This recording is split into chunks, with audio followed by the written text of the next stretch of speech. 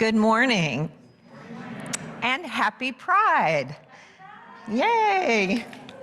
This morning at the Unitarian Universalist Congregation of York, we want to uplift the joy of this month and the real struggles facing the LGBTQIA+ community and all who love them. I am the Reverend Dr. Catherine Helms, and my pronouns are she, her, hers, and I will be leading the service this morning with Rev Jen. Thank you for this opportunity. When reflecting on what UUCY has meant to me, this is how I would describe it. UUCY has cracked me open. It has poured me out. It has aligned my soul, and it has stood me on a rock and given me a safe place to use my voice. Come as you are is a sacred communion that I've experienced here. And I thank you for that as a new UU. I'm amazed at the continued opportunities to act on my faith in ways that have transformed my life. And for that, I am extremely grateful. And one of those ways has been serving as the LGBTQIA+ representative on the Social Justice Committee, and I've done many more things here at UU. It's been wonderful. We welcome all of you this morning in person and online, and whoever you are, whomever you love, whatever the truth within your heart, we welcome all who come to this place to journey together in good faith, to learn and explore, and to grow and deepen your own paths and your connections. Later in our service, we will share matters of the heart. You may submit these at any time by going to uucy.org/moth, M-O-T-H. And if you are joining us on Zoom, you may type your matters of the heart in our chat. We would like to also remind those here in person to please silence your devices during our worship. Thank you.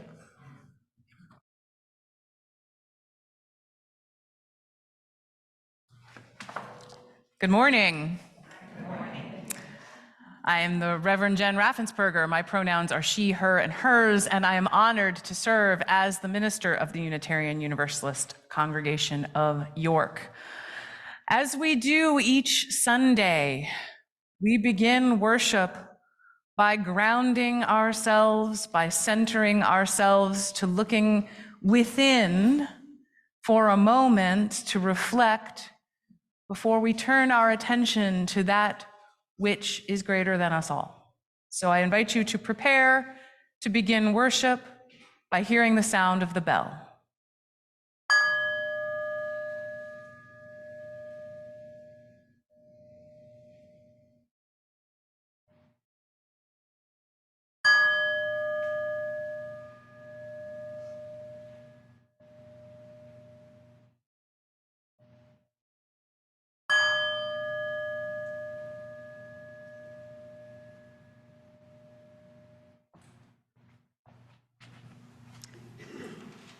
We come and we're carrying so much, so we invite you to join Jess and me to let it go, to loosen and let it go.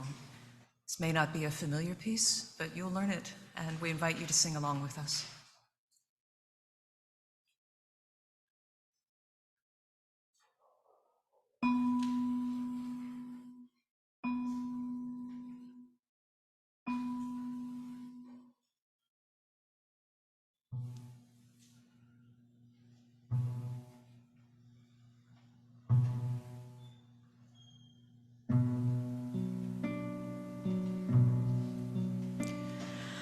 Loosen, loosen, baby, you don't have to carry the weight of your world on your shoulder and bone. Let go, let go, let go. Loosen, loosen. loosen, baby. You don't have to carry the weight of the world in your muscle and bone. Let go, let go, let go.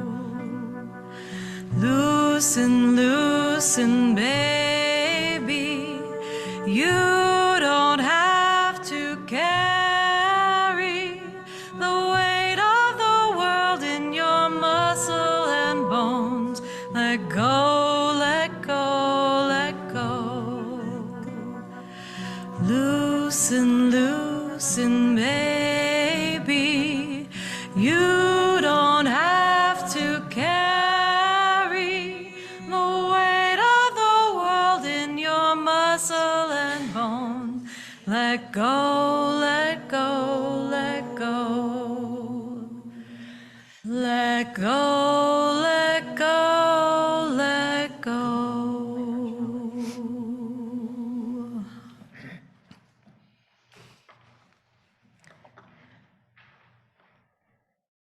The chalice is the symbol of our living faith. If you're joining us online, you may wish to light a candle or chalice of your own. Today's chalice lighting words are Praise Be by M. Jade Kaiser.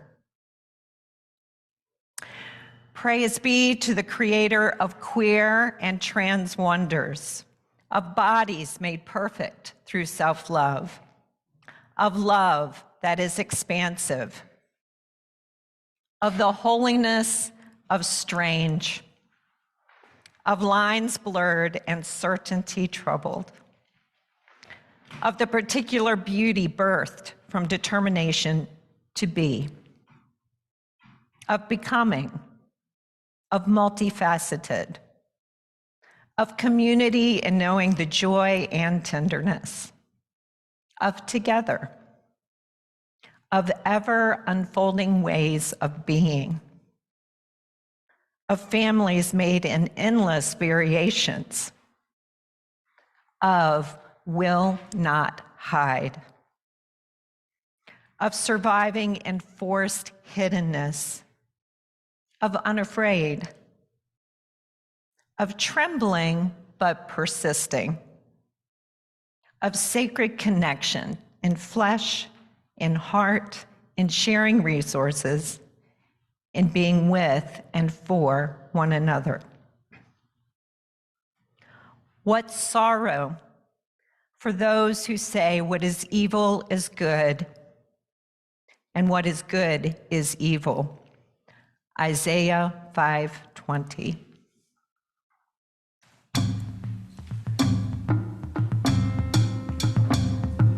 Come, come, whoever you are, wanderer, worshiper, lover of leaving. Ours is a caravan of despair.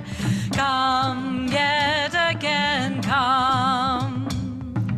Come, come, whoever you are, wanderer, worshiper, lover of leaving. Ours is no caravan of despair. Come yet again, come.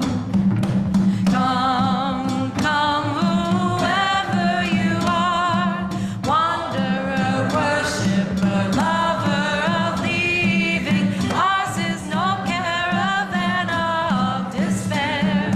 Come yet again, come. Come yet again, come. Come yet again, come.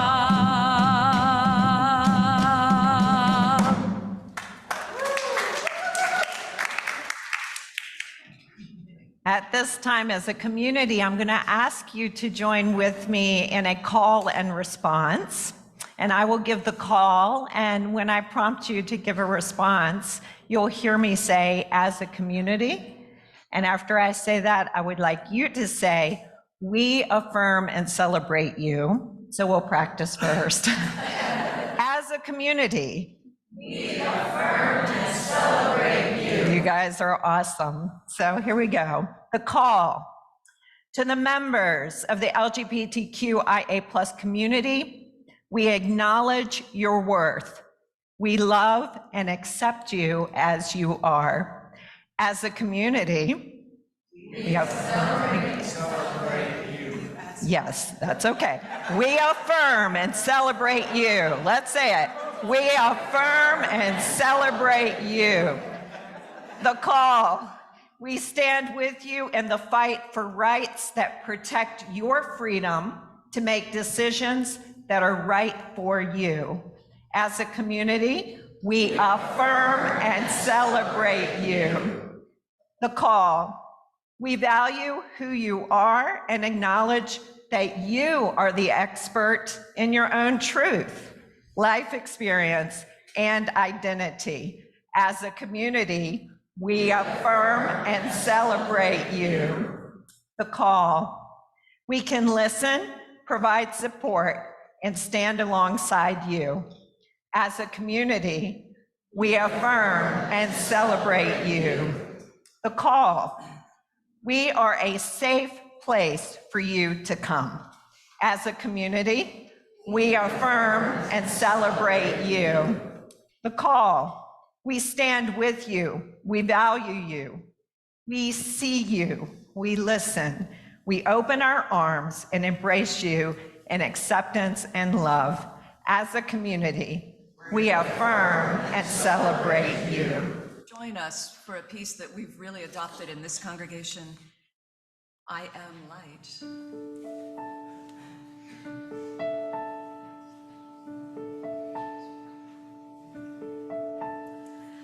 I am light, I am light. I am light, I am light. I am light, I am light.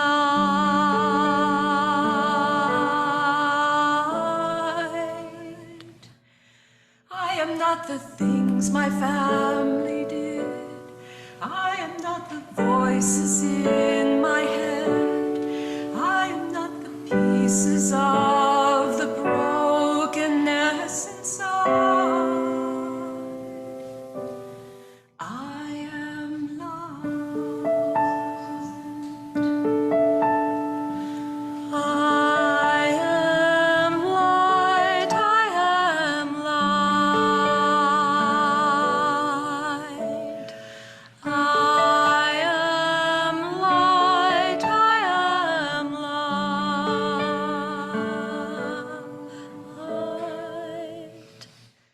I'm not the mistakes that I have made, or any of the things that caused me pain. I am not the pieces of the dream I left behind. I am light.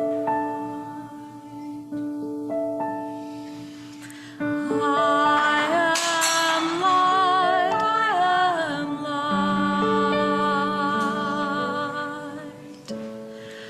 I am light, I am light.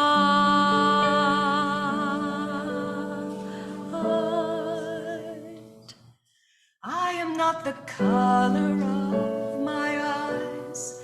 I am not the skin on the outside. I am not my age. I am not my race. My soul inside is all love.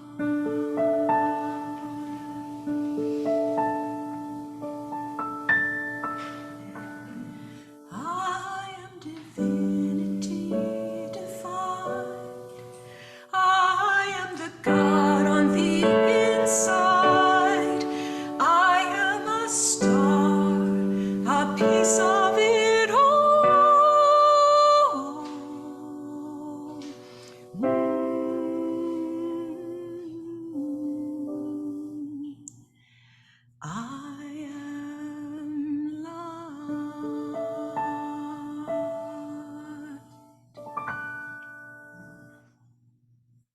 Our reading this morning is an excerpt from The House in the Cerulean Sea by T.J. Klune.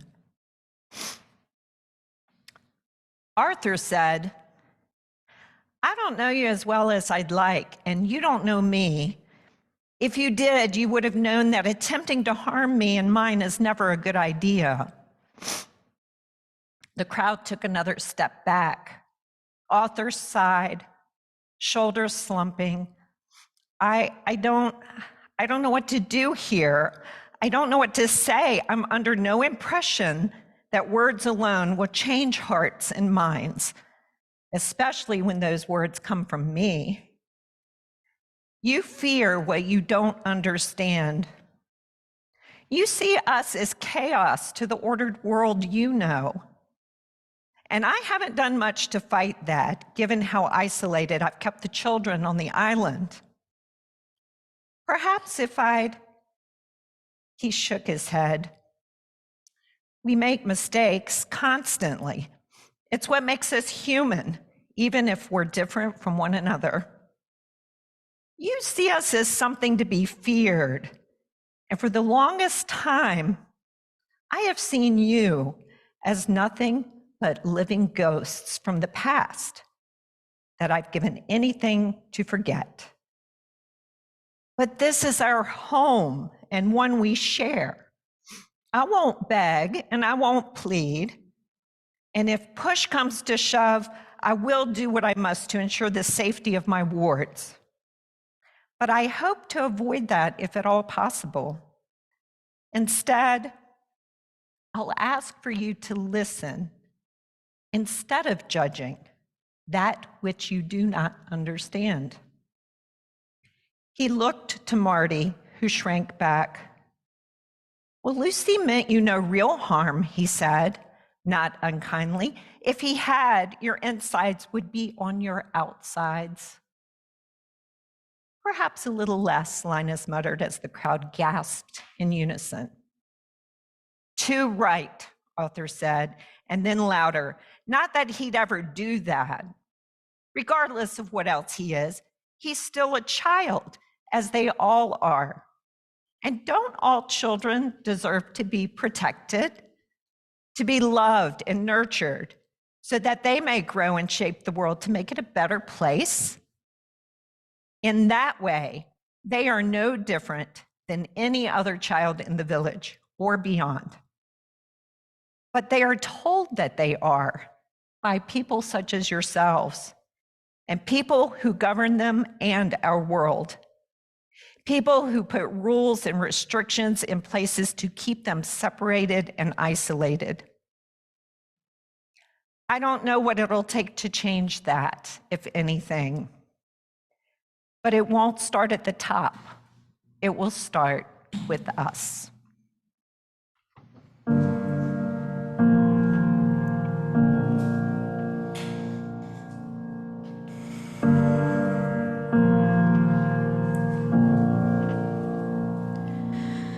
Have you ever felt like nobody was there?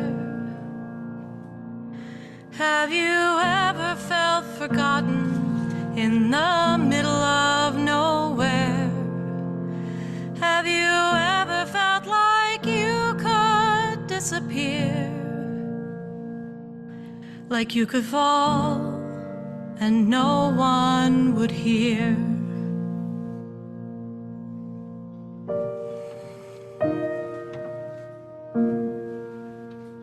Well, let that lonely feeling wash away, 'cause maybe there's a reason to believe you'll be okay. 'Cause when you don't feel strong enough to stand, you can reach out your hand, and someone will come running, and I know they'll take you home.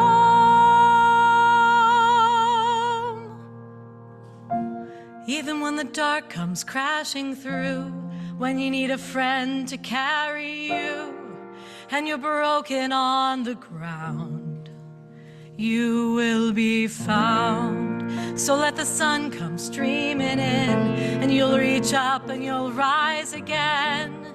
Lift your head and look around. You will be found. You will be found. You will be found. You will be found. You will be found.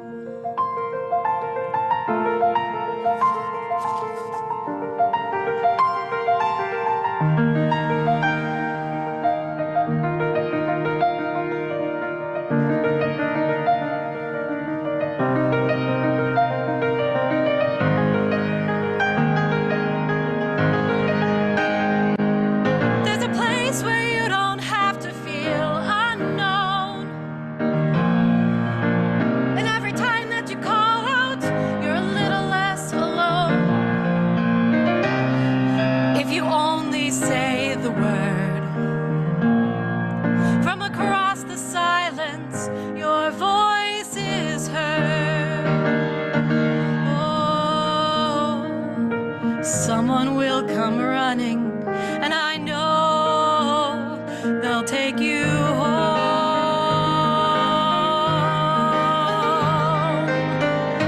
Take you home. Even when the dark comes crashing through, when you need a friend to carry you, when you're broken on the ground, you will be found. So let the sun come streaming in. You'll reach up and you'll rise again. Look ahead and look around.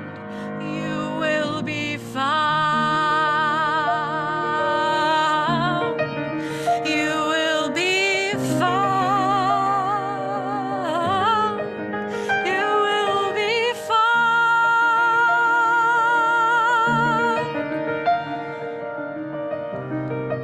You will be found.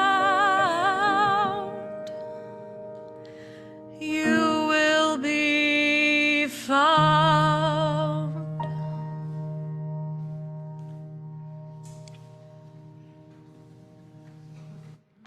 Thank you.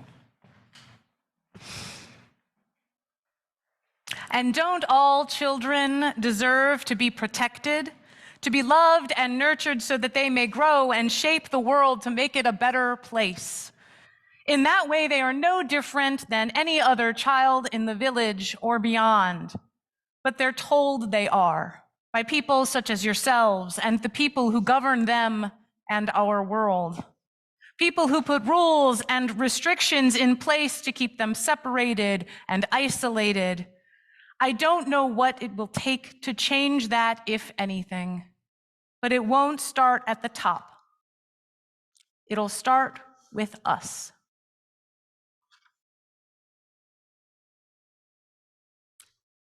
The context for the reading is that this is a queer author writing a book about magical children, hence the insides on the outsides. It is a delightful story of chosen family and a love story and just a beautiful, beautiful tale. But of course, this moment in the novel resonates with us purposefully for so many reasons. A population which is othered. Here in June of 2023, 54 years after the uprising at the Stonewall Inn that ushered in the modern era of the fight for equality for LGBTQIA+ rights in the United States, I wish we weren't back at the basics of protecting our children, learning to love our differences rather than perceiving them as something to fear, to hate, or to lash out against. But here we are. It won't start at the top. It will start with us. And it never did start at the top. It started within the community itself. It started with a growing dissatisfaction and anger with the unjust and inequitable treatment that New York's laws meant for the patrons of the Stonewall Inn in 1969. And one group of people taking action to protect themselves and ones that they loved spread and grew. It has not been a perfect arc of justice and rainbows leading from Stonewall to Obergefell to the Pride section at Target, which, have you heard, is also under attack this year. No matter who you are, no matter your gender, your sexual, affectional, or romantic orientation, your gender presentation, or your uncertainty or shifting relationship with any and all of the above, you are whole, holy, and good. The world is better with you in it. You are a blessing, and none of us should have to live as the subject of fear and hate and outlash. Unitarian Universalism calls us to the value of love inherent within all of our principles and challenges us to honor and acknowledge the worthiness and dignity of each human. And can't that feel hard? Can't it feel easier to hide out, to hate, to lash out at what we don't understand or perceive as a threat, especially if they threatened us first? But we are called, each of us, to love fiercely and to find the path of love within. Yes, even now, most importantly, now, every day. I am going to share with you a brief prayer that a friend and colleague of mine, the Reverend Juniper Meadows, shared on social media this week. Now, Juniper serves one of our two congregations in Omaha, Nebraska. Reverend Juniper and I went to school together. Reverend Juniper is a trans woman and a powerful force for love and good in the world. And if she found this prayer in her heart, I want us all to hear it. This is a prayer she wrote upon the death this week of Pat Robertson. We may not all be where Reverend Juniper is in this prayer, although I think you'll hear there are some angles that she approaches it from. But please hear her words now. May the small spirit of Pat Robertson be met with a love after life so big that it dwarfs all of his cruelty, as his wrinkly body is folded back into the sea of matter to be remade into something better, like a dung beetle or a rock. May the wounds he left in his time begin to heal. And may his hateful interpretation of Scripture pass on soon as well.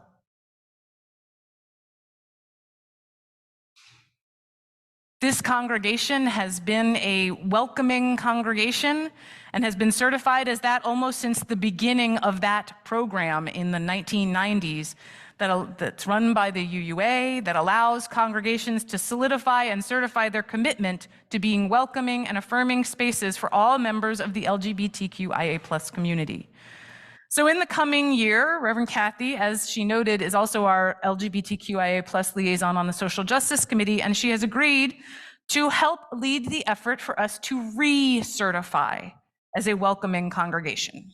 Now, our current certification isn't going anywhere. No one is going to come in and take it away. But the UUA began a program inconveniently right before the pandemic to allow congregations to grow and deepen their learning about what it means to be truly welcoming and affirming. Things have indeed changed, and our knowledge and our language have shifted and grown significantly since the 1990s and the inception of the Welcoming Congregations program. So we're going to do a little refresher this coming year. We know times have changed, language has changed, more of us feel threatened. And even as we feel threatened, we also know, although perhaps it's hard for us to understand, that we are perceived as a threat by those that do not know us, who choose deliberately not to see the inherent worthiness and dignity of all? No matter who we love, no matter what harm has been done to us by painful and toxic theology, I hope that whoever you are, whoever you love, today you hear words that reassure you that you are loved, that you are sacred, that you are whole, holy, and good. So may it be. Straight people make me want to be a biologist because even when I'm not in the lab, you tell me I'm experimenting, playing with toxic chemicals, mistaking this love potion for poison, that what my girlfriend and I share is a hypothesis instead of a result. You take my conclusions away from me and call them fiction. Straight people make me want to be a biologist because even when this is neither solid, liquid, nor gas, you tell me it's just a phase. That my experiences are meaningless until validated by you. You rip the weight from my actions and make them light enough for you to carry. Straight people, perhaps to you, I'm a living deformation, a walking mutation, but I want to be a biologist, so I know it's the anomaly that causes the survival of an entire species. Something called natural selection, evolution, change, and I know you don't like what you can't understand. Think there's nothing natural about the way we fit together. You call us freak. Say we shouldn't be selected for anything, for gene pool, job, future generation. So here I stand in defense of difference. But when my eyes search the faces around us after we kiss, it feels like vultures circling, preparing to tear into new flesh, like handsy teenage boys surrounding us, Snapchat flash blinding, disorienting, grabbing, feels like I might get eaten alive. Straight people make me want to be a biologist, and my observation skills are telling me your vision is just fine. Why do you keep asking me and my girl which one of us is the man? Do you need a microscope so you can zoom out and get the bigger picture? So you can stop fetishizing us into acceptance? Straight people, stop telling queer kids God is every kind of love except for theirs. If God created the world, then she also made mama lions that bring home food for their families, shells that slip from male to female with effortless transition, and male dolphins that just prefer making love to other male dolphins. I want to be a biologist because I am torn apart every time a queer child loses their sense of self, their sense of self-worth, terrified their love will burn so passionate and fiery, their bodies will be lost in flames of hell. Tell me, when did we begin denying youth of humanity? Straight people make me want to be a biologist because on the periodic table, helium is on the right. Helium. What about helium being right for once? When will I be able to say that all gender binaries are gone? The transphobia has gone the way of radon, no longer found in our homes so we can finally breathe again? I want to be a biologist because I enjoy understanding how the pieces of this world fit together. Because I love the stray wildflowers that peek through sidewalk cracks even after they are trodden on. Because people are dandelions and I worry that one hateful breath will scatter us too far to come home. Because people are redwood trees with shallow roots that can only stand tall when interlocking with others, holding each other grounded and brushing against sky. Straight people make me want to be a biologist because you remind me that we are all animals, all trying to cross the line between existing and living, all trying to do more than just survive. Thank you.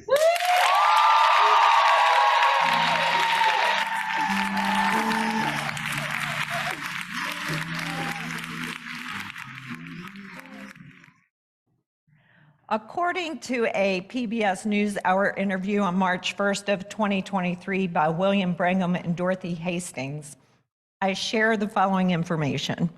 Quote, across the country, at least 150 bills have been filed by Republican legislators targeting transgender Americans. Roughly 100 of those bills specifically restrict doctors and other providers from offering transition-related health care for minors, unquote. In the same transcript, parents shared their responses. From parent Ken Inskeep, who says, it is just so heart-wrenching as a parent to see your kid in such agony and hopelessness. And it was through gender-affirming care with good doctors and mental health professionals and the like that he saw hope. From parent Beth Clausen, who says, As soon as we started affirming her as a girl, her mental health increased greatly. And from parent Nathaniel Clausen, who states, the idea that the state of Indiana wants to take away our rights as parents to make medical decisions for our kid with our doctors, it is really painful. These are just a few examples of what is happening today. These issues speak to the importance of creating safe places for celebrating and affirming, but also serve to wake us up to the reality of the importance of human rights, human expression, and human diversity. From a historical, societal, political, and religious perspective, Jesus posed a very important question that up to today still places a metaphoric crown of thorns on the heads of the other and puts people on crosses every day. Jesus posed this question: who do you say that I am? From a historical and religious perspective, that question has been debated, questioned, canonized, institutionalized, analyzed, and even legalized throughout the ages. For so long, the emphasis has been placed on the question instead of the answer. Decisions by political leaders, the Jewish high priests, societal rules and laws, religious dogma. They have all been set up around the opinions and perspectives of the ones who are being asked the question, not necessarily considering the authentic lived out truth of the one who is asking. So if political systems, religious institutions, and societies continue to focus on the question of who do you say that I am, and build rules, constructs, and expectations around that question, then the truth of the answer cannot gain back its power. And what I'm alluding to here is the answer of the I am.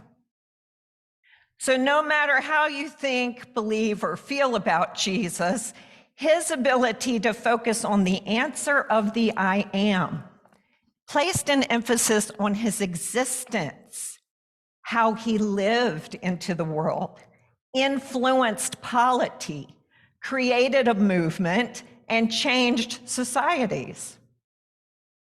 Keeping the truth of who you say that you are, not who other people say that you are, is where your power truly lies. It's the type of voice that can move mountains, transform lives, and create victories and freedoms for humanity. I want to be a part of that celebration today. I want to be a part of the affirming the answer, not wasting my energies on the question. I wonder what history, politics, legislation, schools, churches, and even families would look like if built upon the acceptance and affirmation of the value of existence, one's authentic truth, and holding it up as the most highly respected commodity. I happen to be a mom of 4 adult children, and when I was pregnant with each one, I remember dreaming about what their personalities would be like and who they would become and what their lives would be. But what I tried not to do is to have a preset mold or expectation for them that they would have to follow. I had experienced that in my own life journey, and I tried very hard to come at parenting from a different perspective. It was so important for me as a mom to let them show me, for me not to fill in the blanks or pose the expectation of my own ideals on the essence of who they were born to be. I promised myself I would let them explore and support their interests as much as I knew how to do. But looking back, I realized I was still trying to do all of that within the constraint of a religious construct that my adult children today will tell you did not necessarily fit their truth of the I am. So if you take a look at the screen, you see I picked a picture of a baby, and it's so cool how the birth of a baby is celebrated. It recognizes new life and the potential within that life and the impact it will have on this world. But I picked this picture too because the paintbrush is in the hands of the one who is created. And this baby is surrounded by the colors of the rainbow. And who that individual is created to be is yet to be discovered. It's yet to be revealed. And even in all those unknowns, we still celebrate that baby. Today is about affirming and celebrating this individual even more once the discoveries of the I am have been made and the revelations of the I am have been proclaimed. And I propose that we as a community choose to value, love, nurture every discovery, every revelation, and every contribution. Embrace all the possible colors, outcomes, and expressions, bringing affirmation and joy to the idea of human diversity that strengthens society as a whole. So, what as a community can we do to affirm and celebrate the LGBTQIA+ community? I can't answer that question. So I went to the community and I asked, and here is their response.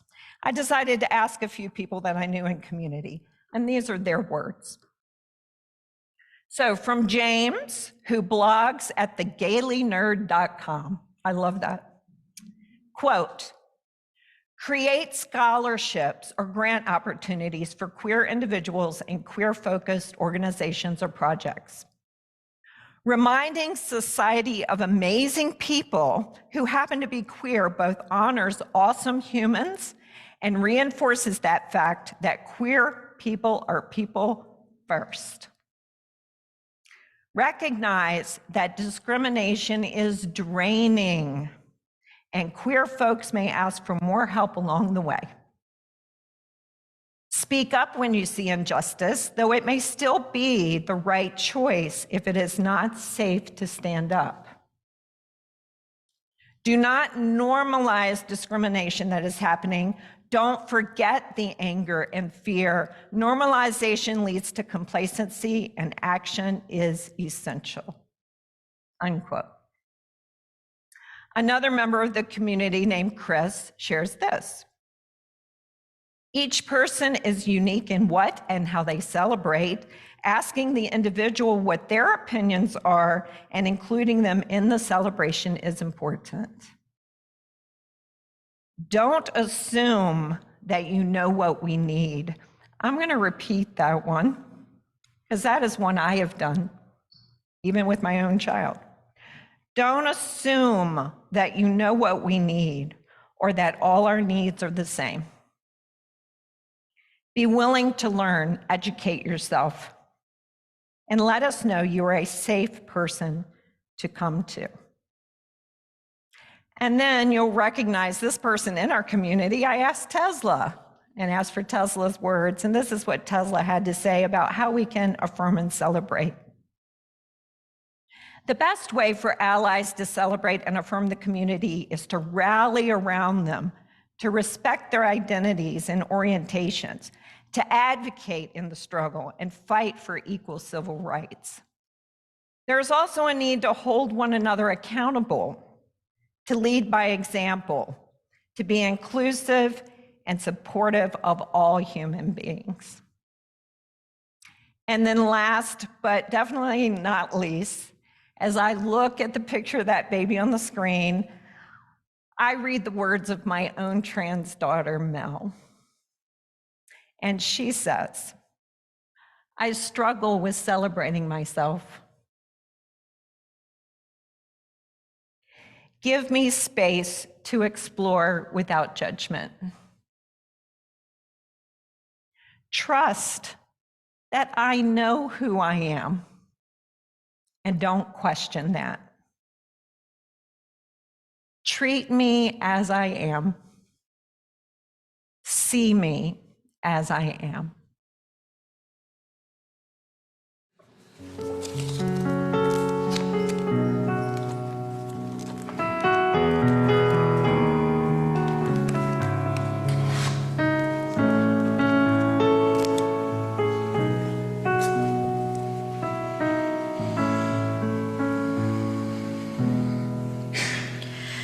How could anyone ever tell you you are anything less than beautiful?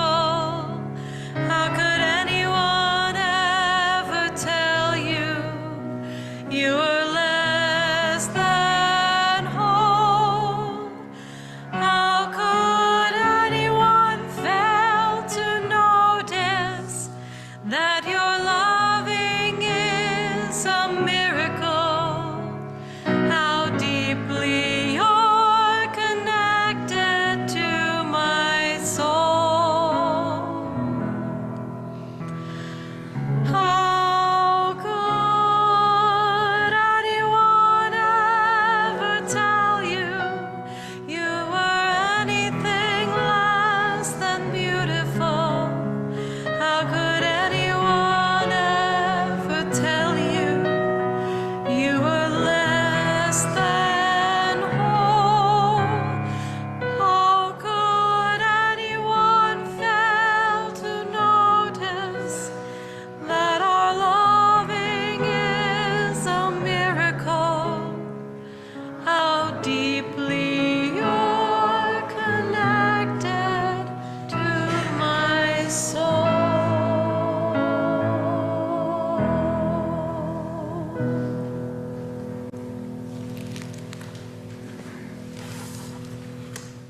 Please join us in extinguishing our chalice and your home chalices, if you have lit them, with these words. We extinguish this flame, but not the light of truth, the warmth of community, or the fire of commitment. These we carry in our hearts until we are together again. And for our benediction today, I'd like to start by saying, go affirmed, go accepted, go as one who belongs and is beloved. Go in the knowledge that you are celebrated just as you are. And I would like to add to today's benediction, within your wholeness, as it questions and shifts, as your answer of who you are changes, may you be surrounded by those who love, see, give space, and accept you. And may you be the person who is loving, giving, and accepting. So may it be.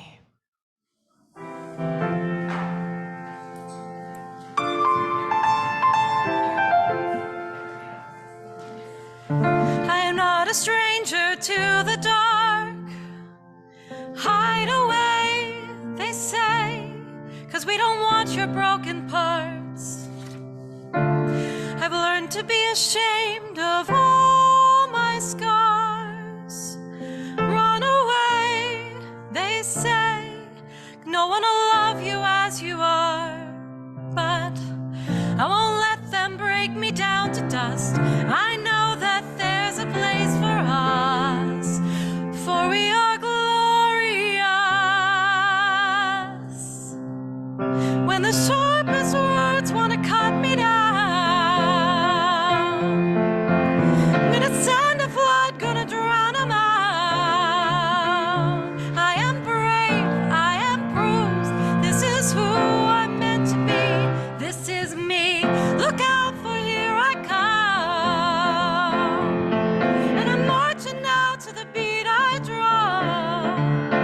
I'm not scared to be seen. I make no apologies.